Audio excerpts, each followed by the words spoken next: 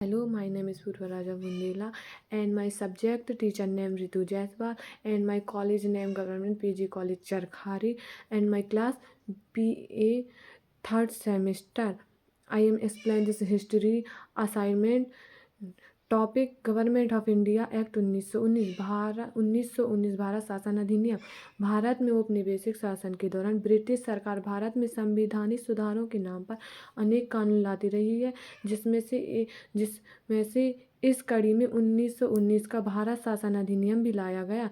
इसी अधिनियम के आगमन के दौरान लॉर्ड मॉन्टेस्क्यू भारत सचिव के पद पर तैनात थे और उसी समय चेम्सफोर्ड भारत के वाइसराय के रूप पर तैनात थे।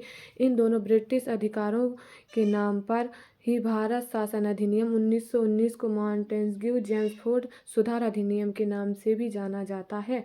ब्रिटिश सरकार द्वारा लाए जाने वाले अधिनियम की कड़ी में यह पहला अधिनियम था जिसमें पहली बार भारत स्वयं स्थापित करना ब्रिटिश सरकार का लक्ष्य घोषित किया गया था। भारत शासन अधिनियम 1919 के प्रमुख 3 प्रावधान थे: गृह सरकार से संबंधित प्रावधान, केंद्र सरकार से संबंधित प्रावधान और प्रांतीय से संबंधित प्रावधान। गृह सरकार से संबंधित प्रावधान। गृह सरकार का कार्य ब्रिटिश में स्थित उस कार्यकारी यंत्र से था जो भारत के प्रशासन में संवैधानिक निर्णय लेता था। इसके अंतर्गत भारत मंत्री और भारत परिषद को शामिल किया जाता था। 1919 का अधिनियम के माध्यम से गृह सरकार से संबंधित पूर्ण व्यय को ब्रिटिश राजकोष पर पारित कर दिया गया था। इस अधिनियम के माध्यम से भारत परिषद में सदस्यों का कार्यकाल 7 वर्ष से घटकर 5 वर्ष कर दिया गया था। इनके सदस्यों की संख्या 15 के स्थान पर न्यूनतम 8 कर दी गई थी, अधिकतम 12 कर दी गई थी। इस अधिनियम के दौरान भारत सचिव की शक्तियां भारत के प्रांतीय शासन के संविधान में सीमित कर दी गई थी। केंद्रीय सरकार से संबंधित प्रावधान के अंतर्गत निम्न बातें आती हैं। गवर्नमेंट जनरल की शक्तियों पर कोई सीमा आरोपित नहीं की गई थी। उसके विपरीत विधायी या किसी सामान्य विधायी की प्रमाणित करने का अधिकार प्रदान गवर्नर को कर दिया गया था। इस अधिनियम के माध्यम से केंद्र में विधानमंडल की स्थापना की गई थी। इनमें से एक सदन को केंद्रीय विधानसभा तथा दूसरे सदन को राज्य परिषद का नाम दिया गया था। केंद्रीय विधानसभा के लिए सदस्यों की संख्या 145, जबकि राज्य परिषद के सदस्यों की संख्या न्यूनतम 60 निश्चित कर दी गई थी। केंद्रीय विधानसभा का कार्यकाल 3 वर्ष और राज्य परिषद का कार्यकाल 5 वर्ष निर्धारित कर दिया गया था और इसमें मतदाताओं की संख्या 3% से बढ़कर 10% कर दी गई थी। इस अधिनियम के द्वारा प्रत्यक्ष मतदान का विस्तार तो किया गया, लेकिन सांप्रदायिक निर्वाचन प्रणाली को भी बढ़ावा दिया गया।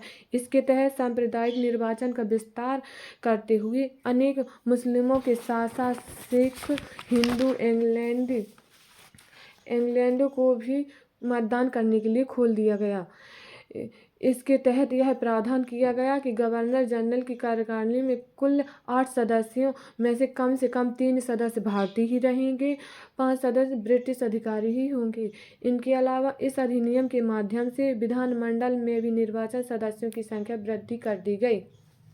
प्रांतों से संबंधित प्रावधान। इस अधिनियम के माध्यम से प्रांतों में वैध शासन लागू कर दिया गया था।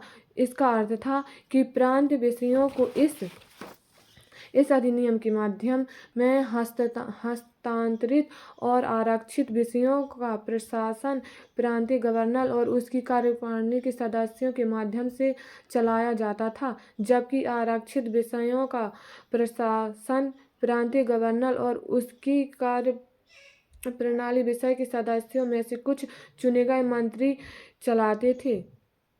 आरक्षित विषयों के अंतर्गत भू राजस्व, खनिज संसाधन, कानून और व्यवस्थाएं, सिंचाई इत्यादि मामले शामिल कर दिए गए थे, जबकि हस्तांतरित विषयों के अंतर्गत स्वास्थ्य, शिक्षा, उद्योग, कृषि, स्थानीय प्रशासन, आबकारी आदि विषय शामिल किए गए थे। ये तीनों विषय थे जो 1919 शासन के प्रमुख 3 विषयों में शामिल किए गए थे।